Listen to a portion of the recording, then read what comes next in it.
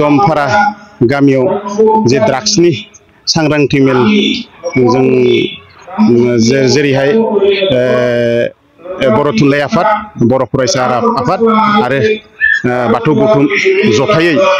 जोङो 3 आगस्तनिफ्रायनो दिनैसिम धाराबाहिक भाबै ड्राग्सनि बेरेखायै जोङो सांग्रांथि मेल लाबोदों। बेवहाय जोङो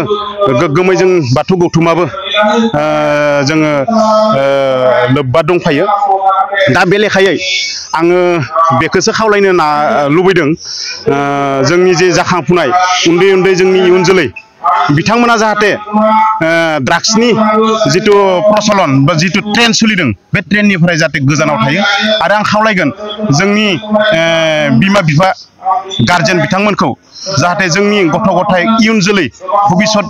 गोनां गथ' गथायखौ जाहाथे जों बेबायदि ड्राग्सनिफ्राय जाहाथे मुक्त खालामनो हायो। बिथांमोनखौ आं बाथौ गरायसर बियाब बाथौ गौथुमनिफ्राय बिथांमोननिसिम आङो गुरै खावलायहरगोन जाहाथे जितु ट्रेन्ड सोलिनायखौ जों नुनो मोनदों जितु बर' समाजाव बेबायदि मोनसे गाज्रि बे ट्रेन्डआ सोलिगासिनो दं। ओंखायनो जाहाथे जोंनि गथ' गथायखौ जाहाथे मोजां इयुन खालामनो हानायनि मानगोनां गारा जाहाथे बाहागो लायो। आंनिफ्राय बेखिनिखौ आं खावलायनाय थाबाय। गोजोन्थों। जों गामि गामि दावबायनायनि जाहोना बेनो गामि गामियाव सुबुंफोरा थायो। सुबुंफोरनि रायजो राजानि फिसा फिसौ दोङो। बे फिसा फिसौमोना दिनै गाज्रि लामाजों थांगासिनो दोङो। आरो बे गाज्रि लामा थांनाय जेरै ड्राग्स, सादा सिगारेट बेफोरखौ जानायनि गेजेरजों ड्राग्सआव लागै थांदों। ड्राग्सखौ जानानै मानसिफोरा दिनै गाज्रिनि सायाव गाज्रि लामाजों थांगासिनो दोङो। आरो न'खर बांखरनि जा सुखु गोजोन बे सुखु गोजोनफोरखौ दिनै धंस' खालामगासिनो दोङो। जों गोबां मोनबाय, सासे नङा सानै नङा गोबां माने बे माबाखौ मोननो मोनदों, सुलुखौ मोनदों आरो रादाबखौ मोनदों गुबुन गुबुन माने सुपानिफ्राय। बेखायनो गामि गामि थांनानै जोङो जाहाथे रायजोफोरखौ सांग्रां खालामनो हायो। बिनि बिथिङाव रायजो राजायाबो जाहाथे होबथानायाव गावनि फिसा फिसौफोरखौ जाहाथे माने मोजाङै मोजां लाखिनो नाजायो। जाय जेरैबायदि खस्थ' खालामनानै फेदेरो फोलावो, नाथाय बे फेदेरो फोलावनायनि उनाव बेफोरबायदि गथ'फोरा दिनै फरायसालियाव थांनायनि मुङाव बबावबा थांलाबायो, न'खराव थाया, क्लास खालामा ओरैबायदि। बेनि लोगोसेनो न'आव थानाय समावबो न'आव नामावसो थानाय, बिनि उनाव दसे थानानै ब्लड ओंखारलाङो, बिमा बिफाबो खोन्थालाङा, बेबायदि थासारिफोरा फैदों। दा बेफोरखौ नुनानैनो जों बर' थुनलाइ आफादनिफ्राय, बर' फरायसा आफादनिफ्राय आरो बाथौ गौथुमनिफ्राय जोङो मोनसे जोंनि हारिनि उन जोलैफोरा जाहाथे गाज्रि लामाजों थाङा, बिसोरखौ जाहाथे बुजाय बराय लाना फैनो हायो। आरो गाज्रिथारखौ थांनायखौ जाहाथे जोङो माने गुबुन राहाजों जाहाथे फाहामनायनि माबा खालामनो हायो, बे बिथिंखौ नोजोर होनानै जों गामि गामि रायजो राजाखौ मिथिहोदों, मिटिं खालामदों, दावथांदों। आरो बेबायदियैनो जों नुनो मोनदों जों गिबियाव बालाबारि औगुरि गामिनि गासैबो सुपाफोराव जोङो लादोंमोन। नाथाय बेखौ नुनानै खाथि खालानि रायजो राजानि गरायसा हालामनि रायजो राजायाबो नङा जोंनि ओनसोलावबो बेखौ खालामनांगौ, ओरैबायदि सांग्रांथि मेल बा जोंनि गामियावबो जोंनि सुपावबो मिटिं खालामनांगोन। बेबायदि खावलायनाय लेखायै दिनै जोङो बेटनानि गामि माने दंफारा, बे दंफारायाव जों फैनानै दिनै रायजो राजाफोरखौ माने रायज्लायदों, नुदों, मोजाङैनो नांदों। रायजो राजाफ्रा मोजाङैनो खोनासंदों आरो गोबाङानो बाहागो लादों। आथिखालाव जों ना जोंनियाथ' बर' माने बर'फोरनि गेजेराव धोरोमा जेरैबायदि माबा होनांगौ बेखिनिखौ खुदियाफोरखौ होसो हायाखै, बे नंगौ। जेसांखिनि होनो हानांगौ बेखिनिखौ होनो हायाखै। नाथाय बिमा बिफामोनाबो जेबायदि माबा नङा, खारन जोंनि आगोलनिफ्रायनो जोंनि बिमा बिफाफोरा जिहेथु फरायनाय सोलोंनाय गैयामोन, फरायसालियाव थांनायफ्राबो खममोन, दा लासै लासै फैबाय। जोंनि फिसा फिसौफोरखौनो माने माने गोरों गोरा होननानै साननानै हगारना होनायावनो बे लाइनावनो माने मा जादों दिनै बिमा बिफाया एसे गावनि हमथानाय माबाया थानांगौ, जे बे हमथानाय थानाया गैया जादों। गैया जानायनिखायनो दिनै बे माबाया थांदों, बेबायदि जालांदों। आरो उन जोलैफ्राबो बे लामाखौनो लानानै मा जादों, उन्दै उन्दै गथ'फ्राबो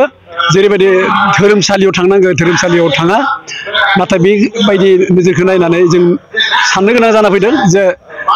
धोरोमनि सोमोन्दै जोङो बा बिनि सोमोन्दै जोङो फरायसालिफोरावबो माबानो गोनां जायो आरो दा बेखायनो फरायसालिफोरावबो जोङो रायज्लायदों गोबां फरायसालियावनो इतिमध्य बेफोरखौ लानानै सांग्रां खालामनो नाजादों बेनो दा फरायसाफोरनि गेजेराव जोंनि बिसेसकै बर'फोरनि गेजेराव ओरैबायदि ट्रेन्ड फैदों जे फरायनाया जोंनि गरिसलावल' नङा आं गुबुन जायगायावबो खबर लादों आं जिहेतु माने गुबुन गुबुन माने जिल्लाफोरावबो थांनायाव नुदों जे खिन्थु गोबां जिल्लायाव बेबायदि नङा खिन्थु गंनै गंथामसो जिल्लायाव ओरैबायदि जादों बे ट्रेना माने गाज्रि आरो मानो होनब्ला फरायसालियाव फरायनायनि थांनाय थाङो खिन्थु फरायनायाव जेरैबायदि गोसो होनानै फरायनांगौ बेबायदि बा गोसो होनानै फोरोंगुरुमोना जा सोलोंथाइ होयो बे सोलोंथाइखौ लानो माने गोसोखौ होआ गोसो जयैनि बेबो मोनसे जाहोन दा असम सरकारनि बा भारत सरकारनि जानाखि सोलोंथाइनि माने बिथिङाव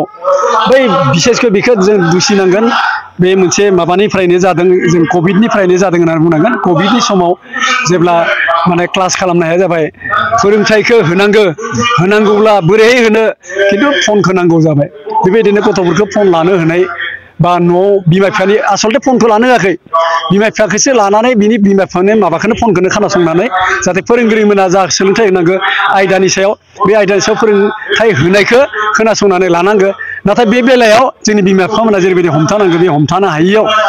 न'खराव जिहेतु फन दोङो गथ'फ्राबो बेखौ लानानै खोनासंनो लुबैनाय जाबाय नायनो लुबैनाय जाबाय दांनो लुबैनाय जाबाय दांनाय दांनायनो बिदिनो माने मोनसे सर' फैबाय आरो सर' फैनानै दा गथ'फोरा गोबाङानो फनखौ एंगारनो हायि जानानै बेबो मोनसे दिनै माने एडिक्टेड होननानै बुंजायो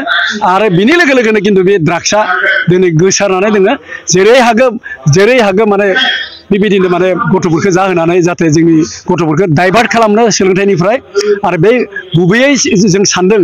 जे जों बिजिरनानै नायदों आसलथे जिहेतु बे ट्रेन्डआ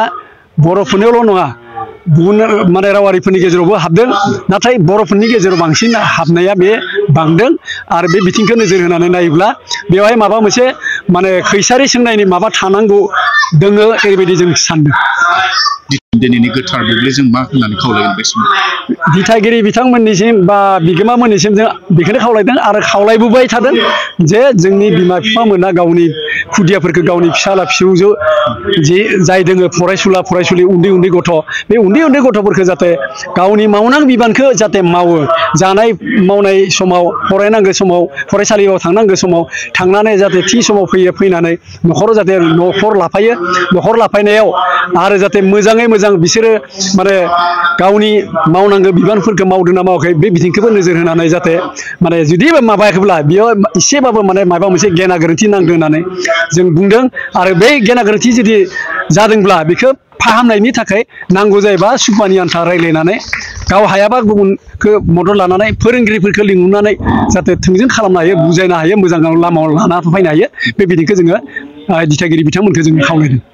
जोङो गरेस्वर हालामाव गरेस्वर दखरा दुलाराय बर' फरायसा आफाद गरेस्वर गुदि बर' थुनलाइ आफाद लोगोसे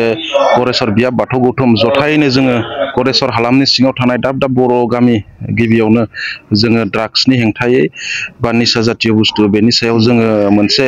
सांग्रांथि मेल लानानै फैदों मानोना जोङो बे साननैसोनि गेजेरावनो जोंनि लाइमोन जायफोर 9, 10, 11, 12 उन्दै जायफोर फरायसाफोर बिसोरो जोङो नुदों मा ड्राग्सनि फारसे बेबायदिनो एसे आग्रहन जानाय बा बांलांनायखौ जों मिथिना मोन्दों आरो जोङो बेबायदिनो जोंनि प्रशासनाबो जोङो सासे सानै बेबायदिनो दाब जायगायाव हमनायखौ जों नुनो मोन्दों बेखौ नुनानै जोङो जथायैनो गरेस्वरनि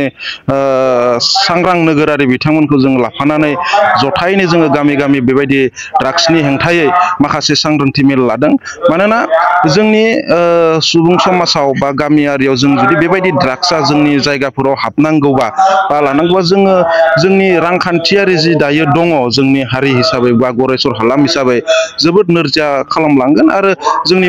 उन्दै फरायसाफोरनि जे लाइफ बा इयुन जोलै बिसोरखौ धंस' खालामलांगोन दा बेनि अनगायैनो जों गोख्रों हिसाबैनो गरेस्वराव जों बे ड्राग्सनि हेंथायै जोङो बेबायदि मेल लानानै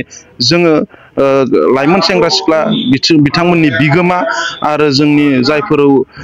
फरायबाय थानाय फरायसाफोर बिथांमोनखौ जोङो बुजायबोगासिनो दा जोङो मोनसे जोंनि थांखि जों बर' हारिखौ बोरै बेबायदि ड्राग्सनिफ्राय रैखा खालामनो हायो आरो जोङो गेरेमसा हारि दानायाव जोङो माबायदि जोङो जोंनि फरायसाफोरखौ जोङो बाहागो लाहोनो हायो जोंनि बे मोनसे थांखि लानानै जोङो बेबायदि मेलखौ जों लानाय जादों। जोङो थांनाय 3 आगष्टनिफ्राय जों स्टार्टिं खालामनानै जोङो गामि जोंनि दावबायनाया जोबागौमानि जोङो खालामबाय थागोन आरो बेबायदिनो जोङो दा जोंना दायो जोङो मोन 8-9 गामिल'सो जों फोजोबनो हादों जिहेतु गरेस्वरनि सिङाव 62टा बर' गामि सुबाफोर दङ जों गासिबो गामिफोराव बेबायदिनो हाबलांबाय थानायखौ जोङो थांखि लादों एसेनोसै।